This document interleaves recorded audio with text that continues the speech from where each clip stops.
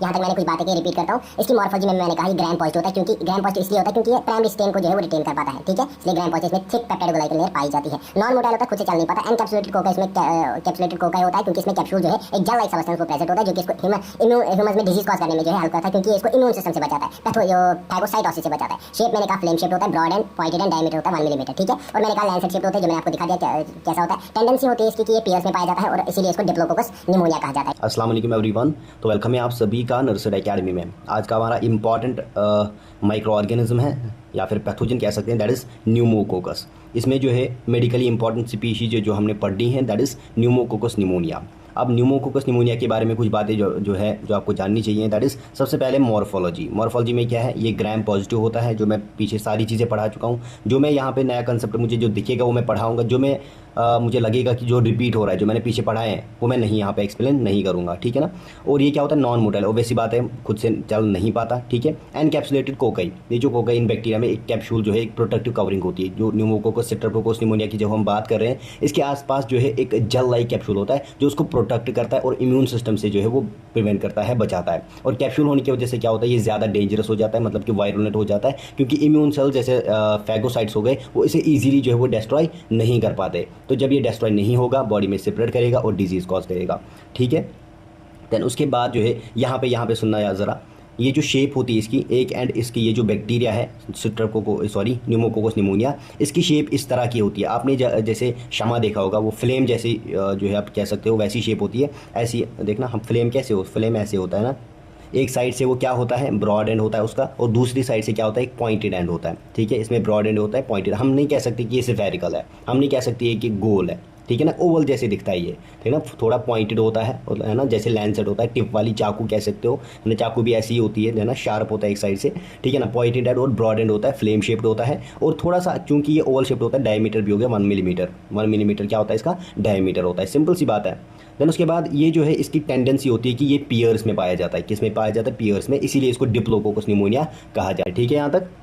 Then उसके बाद ये जो बैक्टीरिया होता है, कौन सा, न्यूमोकोकस निमोनिया जो है, दीज पैथोजेनिक बैक्टीरिया, पैथोजेन वाला क्योंकि ये ह्यूमंस में डिजीज कॉज करता है, इसलिए पैथोजेनिक है। कॉज निमोनिया इन ह्यूमंस, ये जो है निमोनिया कॉज करता है, जो कि एक सीवियर लंग इन्फेक्शन होता है, ह्यूमंस में कॉज करता है। देन उसके बाद अब इसका सोर्स क्या है और मोड ऑफ ट्रांसमिट, मतलब एक दूसरे से कैसे ये ट्रांसमिट होता है, एक इन्फेक्शन जो है ये कैसे ट्रांसमिट होता है दूसरे नॉर्मल ह्यूमन बींग में। यह ऑब्लिगेट पैरासाइट होता है ह्यूमन बींग्स में, वहीं पे प्रेजेंट होता है। कहाँ पे पाया जाता है, नेजोफेरिंग्स में ऑफ मिनी हेल्दी इंडिविजुअल्स। जो हेल्दी इंडिविजुअल्स होते हैं उनका जो नेजोफेरिंग्स होता है ना, ऑब्वियसली बात है, आपको पता होगा फेरिंग्स के 3 पार्ट्स होते हैं। सबसे पहला होता है नेजोफेरिंग्स, देन ओरोफेरिंग्स, और उसके बाद होता है लैरिंगोफेरिंग्स। जो अपर वाला जस्ट नोज के पीछे वाला पार्ट होता है, posterior to the nose, that is nasopharynx. तो वहाँ पे ये हेल्दी इंडिविजुअल के नेजोफेरिंग्स पे पाया जाता है। अब मोड ऑफ ट्रांसमिशन क्या होगा, एक्सोजीनियसली, मतलब बाहर से कैसे ट्रांसमिट होगा, ऑब्वियसली बात है, जिसको इन्फेक्शन होगा उसके ड्रॉपलेट्स के थ्रू ये जो है क्या करेगा, फैलेगा दूसरे इंडिविजुअल, क्योंकि वो उसको इनहेल करेगा, उसके बाद ये फैल जाएगा। देन उसके बाद एंडोजीनियसली कैसे फैलेगा, अगर एक इन्फेक्शन जो है इंडिविजुअल में ऑलरेडी प्रेजेंट है, जो इसका नॉर्मल माइक्रोफ्लोरा है, क्योंकि नेजोफेरिंग्स में प्रेजेंट है, अगर वही जो है नीचे चला जाता है लंग्स में, तो वहाँ पे निमोनिया कॉज करता है,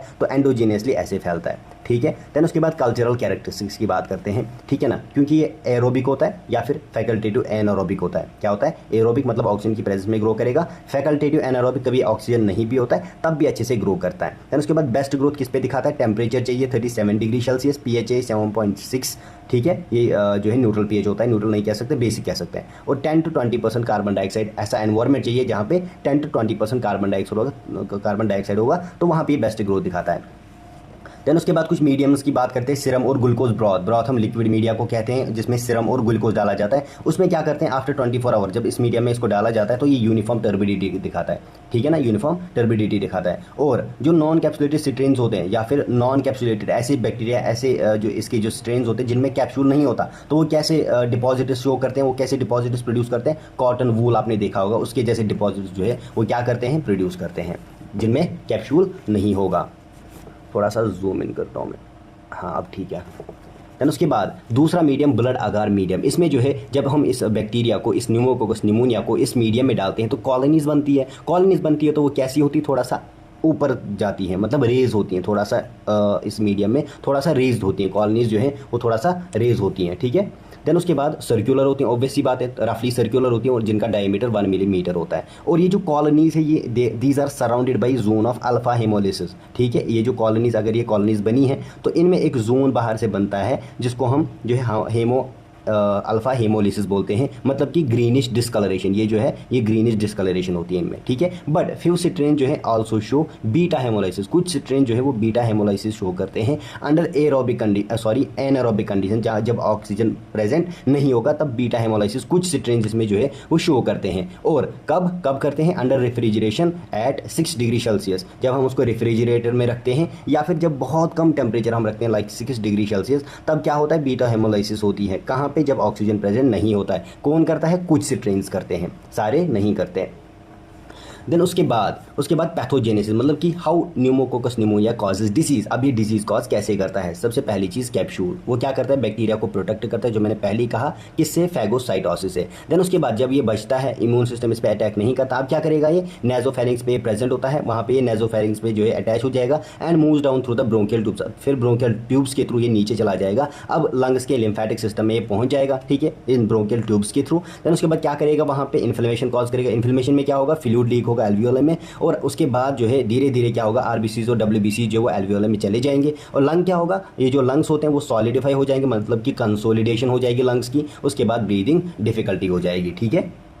अब उसके बाद क्या होता है? उसके बाद जो है ये एडल्ट्स में अगर देखें तो लोबर निमोनिया कॉज करता है, जो कि होल लोब, पूरे लोब, जो लंग का एक पूरा लोब होता है उसको अफेक्ट करेगा, ठीक है, लोबर निमोनिया। और चिल्ड्रंस और जो एल्डरली होते हैं, ओल्डर पीपल होते हैं, उनमें ब्रोंको निमोनिया कॉज करता है, जो कि पैची इन्फेक्शन होता है, कुछ पैचेस के फॉर्म में इन्फेक्शन होता है। कहाँ पे? लंग्स में, फेफड़ों में, ठीक है। देन उसके बाद अब ये लंग्स तक तो देख लिया हमने। देन उसके बाद क्या होता है? उसके बाद होता है ये जो अब ये लंग्स में नहीं रहता है, उसके बाद ये ब्लड में भी चला जाता है। अब ब्लड स्ट्रीम के थ्रू क्या करेगा? ब्लड स्ट्रीम इन्फेक्शन जो है कॉज करेगा, जिसको हम बैक्टीरिया बोलते हैं या फिर सेप्सिस बोलते हैं। और जब ये होता है तब इसमें डेथ रेट कितना होता है? 5 to 10% जो है डेथ रेट होता है। और क्या करता है ये न्यूमोकोकल मेनिंजाइटिस जो है वो कॉज करता है। स्ट्रेप्टोकोकस निमोनिया जो है इसको कहा जाता है कि सेकंड मोस्ट इंपॉर्टेंट कॉज है फॉर पायोजेनिक मतलब जिसमें पस बनता है, पायोजेनिक मेनिंजाइटिस जो है ये एक इन्फेक्शन होता है जिसमें ब्रेन की जो मेनिंजिस होती है, ब्रेन काउरिंग्स होती है, वो अफेक्ट होती हैं आफ्टर द निजेरिया मेनिंजाइटिस। एक सेकंड मोस्ट है, ये पहला है, उसके बाद सेकंड मोस्ट इंपॉर्टेंट कॉज जो पायोजेनिक मेनिंजाइटिस के लिए वो कौन सा है? स्ट्रेप्टोकोकस निमोनिया, ठीक है।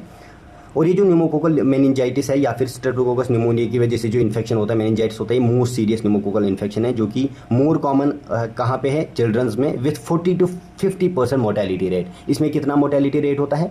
40 to 50%। और ये मोस्ट सीरियस न्यूमोकोकल इन्फेक्शन है, किन में? चिल्ड्रंस में, ठीक है। देन उसके बाद ऑब्वियस सी बात है लैब डायग्नोसिस।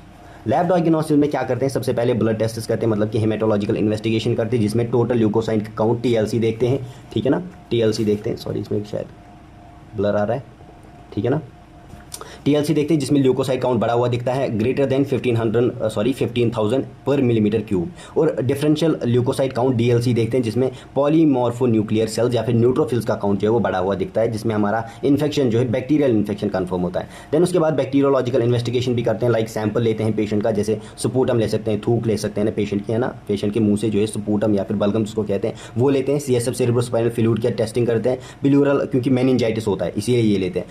पिल्यूलर फ्लूइड लेते हैं क्योंकि लंग इन्फेक्शन अगर कॉज होगा। पेरिटोनियल फ्लूइड ले सकते हैं, या फिर पस डिस्चार्ज, क्योंकि पायोजेनिक मेनिंजाइटिस है, पस अगर होगा तो उसका डिस्चार्ज का सैंपल लेंगे, स्पेसिमेन लेंगे। उसके बाद ये जो हमने लिए ये सारे स्पेसिमेन, उसके बाद इसकी माइक्रोस्कोपी करते हैं, मतलब कि माइक्रोस्कोप के अंदर देखते हैं। और जब हम माइक्रोस्कोपी करते हैं, माइक्रोस्कोप के अंदर देखते हैं, तो हमें क्या दिखता है? फ्लेम शेप्ड डिप्लोकोकाई, क्योंकि इसने इन्फेक्शन कॉज किया होता है, यही इन्फेक्शन कॉज करता है। देन उसके बाद इसमें क्या डालते हैं? इंडियन इंक प्रिपरेशन जो है वो क्या करते हैं? जब हम इस पर इंडियन इंक डालते हैं माइक्रोस्कोपी में, है ना, ये एक क्या होती है? एक इंक प्रिपरेशन हम करते हैं, स्टेन होता है, ये कलर होता है, जो कि क्या दिखाता है? एक क्लियर हेलो, है ना, ये कैप्सूल को शो करता है। किसको? कैप्सूल को शो करता है एज ए क्लियर हेलो, ठीक है। ऐसे बाहर की तरफ एक कैप्सूल होता है, क्योंकि प्रोटेक्टिव लेयर होती है, ये ऐसे शो करेगा, ठीक है ना, ऐसे क्लियर हेलो। इसमें कलर नहीं होगा, ये बाकी को कलर करता है और कैप्सूल को ऐसे ही छोड़ देता है, जो कि ऐसे ही जो है क्लियर हेलो की तरह हमें दिख जाता है, ठीक है। फिर उसके बाद कल्चरिंग भी करते हैं। इसमें हम क्या करते हैं, स्पेसिमेन लेते हैं, उसको किस में डालते हैं, इनॉकुलेट करना, मतलब हम डालते हैं कि इसमें ब्लड अगार मीडियम, BAM ब्लड अगार मीडियम में डालते हैं। एक ऐसा मीडियम होता है जिसमें ब्लड और अगार डाला जाता है। अगार जो है वो मीडियम को सॉलिडिफाई करता है। एंड इंक्यूबेटेड, उसके बाद इंक्यूबेट किया जाता है 37 डिग्री सेल्सियस टेम्परेचर पे फॉर 24 to 48 आवर्स, 1 या 2 दिन के लिए। इन एटमॉस्फेयर कितना कार्बन डाइऑक्साइड कितना डालते हैं, 5 to 10% कार्बन डाइऑक्साइड इसको एटमॉस्फेयर देते हैं। उसके बाद जब हम देखते हैं तो कॉलोनीज डेवलप होती हैं आफ्टर 24 आवर्स या 48 आवर्स। तो वो कॉलोनीज कैसे होती है, वो फ्लैट होती हैं, अनबोनेट होते हैं, मतलब कि सेंटर पे वो क्या होते हैं, डिप्रेस्ड, थोड़ा सा सेंटर पे डिप्रेस्ड होते हैं, ठीक है ना। और क्या शो करते हैं, अल्फा हेमोलाइसिस, मतलब ग्रीनिश डिस्कलरेशन भी शो करते हैं। अब सुना यहाँ पे। देन उसके बाद आते हैं बायोकेमिकल टेस्ट्स। अब बायोकेमिकल टेस्ट्स में हम क्या करते हैं, सबसे पहला शुगर फर्मेंटेशन टेस्ट, ये आता है इसके लिए पॉजिटिव, लेकिन इसमें खाली एसिड प्रोडक्शन होती है, गैस प्रोडक्शन नहीं होती है। अब इसमें क्या देखते हैं, कोई भी शुगर लेते हैं, लाइक ग्लूकोज लेते हैं, ठीक है ना, ग्लूकोज, फ्रुक्टोज या कोई भी, है ना, कोई भी शुगर लेंगे। अगर ये बैक्टीरिया जो न्यूमोकोकस निमोनिया है, अगर ये इसको कन्वर्ट कर पा रहा है एसिड या प्लस गैस या फिर ओनली एसिड में, ठीक है, तो ये क्या है, ये इसके लिए पॉजिटिव टेस्ट है।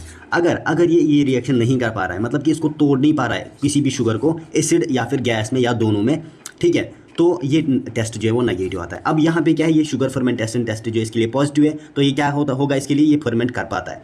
दूसरा होता है बाइल सॉल्युबिलिटी टेस्ट। ये टेस्ट क्या होता है, ये जो बाइल सॉल्युबिलिटी टेस्ट होता है, ये एक बायोकेमिकल टेस्ट होता है जो कि खास तौर पर स्ट्रेप्टोकोकस निमोनिया, जिसको हम न्यूमोकोकस भी बोलते हैं, उसको आइडेंटिफाई करने के लिए जो है वो किया जाता है। इससे क्या होता है, हम जो है दूसरे जो अल्फा हेमोलाइटिक स्ट्रेप्टोकोकाई होते हैं, इससे डिफ्रेंशिएट करने के लिए टेस्ट जो है किया जाता है। तो हम कह सकते हैं जो बाइल सॉल्युबिलिटी टेस्ट होता है, ये जो है ये चेक करता है कि क्या बैक्टीरिया जो है, क्या जो ये स्ट्रेप्टोकोकस निमोनिया है, ये बाइल साल्ट्स के प्रेजेंस में टूटता है, मतलब लाइसिस शो करता है या नहीं। तो इसमें क्या होता है, स्ट्रेप्टोकोकस निमोनिया जो बाइल साल्ट्स के कंटैक्ट में जो है ऑटोलिसिस करता है, इसीलिए इसका ये टेस्ट जो है वो पॉजिटिव आता है, जबकि दूसरे बैक्टीरिया जो है ये नहीं कर पाते, ठीक है। देन उसके बाद आता है कैटेलिस्ट टेस्ट। ये मैं पढ़ा चुका हूँ, कैटेलिस्ट टेस्ट में क्या होता है, ये पॉजिटिव आता है इसके लिए। ऑक्सीडेटिव टेस्ट भी मैं पढ़ा चुका हूँ अच्छे से, ये इसके लिए लेकिन नेगेटिव आता है, याद रखना, ठीक है। देन उसके बाद कुछ सीरोलॉजिकल टेस्ट भी आते हैं, जैसे सबसे पहले होता है को एग्लूटिनेशन टेस्ट। क्या, को एग्लूटिनेशन टेस्ट। अब ये जो टेस्ट होता है ये एक बायोकेमिकल या फिर इम्यूनोलॉजिकल टेस्ट होता है, सीरोलॉजिकल टेस्ट होता है जो कि स्ट्रेप्टोकोकस निमोनिया जैसे पैथोजेंस को आइडेंटिफाई करने के लिए जो है यूज़ किया जाता है। इसमें क्या होता है, स्पेशली जब स्पेसिफिक कैप्सुलर एंटीजन डिटेक्शन की ज़रूरत होती है, तब हम जो है ये करते हैं। जैसे हमें अगर सेरेब्रोस्पाइनल फ्लूइड का जो सैंपल होता है या फिर प्लूरल फ्लूइड का सैंपल या फिर स्पूटम होगा, उसमें हमने देखना होता है, तो तब हम क्या करते हैं, को एग्लूटिनेशन टेस्ट, इसको कहा जाता है, ठीक है। तब ये टेस्ट किया जाता है। तो हम कह सकते हैं जो को एग्लूटिनेशन टेस्ट होता है ये एक एंटीजन एंटीबॉडी रिएक्शन पर जो है बेस्ड होता है, जिसमें एंटीबॉडी से कोटेड पार्टिकल्स जो है यूजुअली हम इसमें जो है स्टाफाइलोकोकस ऑरियस के जो बैक्टीरिया होते हैं उनको यूज़ करते हैं, ठीक है ना, उनको यूज़ किया जाता है। अगर टेस्ट सैंपल में जो है स्पेसिफिक एंटीजन जैसे स्ट्रेप्टोकोकस निमोनिया का कैप्सुलर एंटीजन मान लो वो प्रेजेंट होता है, तो विजिबल क्लम्पिंग जो है हमें दिखाई देती है। क्लम्पिंग वहाँ पे होती है, मतलब क्योंकि ये एंटीजन एंटीबॉडी रिएक्शन दिखाते हैं, तो वहाँ पे एग्लूटिनेशन की फॉर्मेशन होती है, क्लम्पिंग की फॉर्मेशन होती है। अगर ऐसा होता है तो टेस्ट पॉजिटिव आता है, और अगर ऐसा नहीं होता टेस्ट नेगेटिव आता है, ठीक है। देन उसके बाद आता है लेटेक्स एग्लूटिनेशन टेस्ट। ये क्या होता है, ये जो लेटेक्स एग्लूटिनेशन टेस्ट होता है ये भी एक रैपिड एंटीजन डिटेक्शन टेस्ट होता है, जो कि स्ट्रेप्टोकोकस निमोनिया जैसे ऑर्गेनिजम्स के कैप्सुलर एंटीजन्स को डिटेक्ट करने के लिए जो है वो किया जाता है। स्पेशली जब हम जो है CSF, cerebrospinal fluid, pleural fluid, urine या फिर सीरम जैसे स्टेरल बॉडी फ्लूइड्स में जो है हमने इसको टेस्ट करना होगा, तो तब हम कौन सा यूज़ करते हैं, लेटेक्स एग्लूटिनेशन टेस्ट, ठीक है।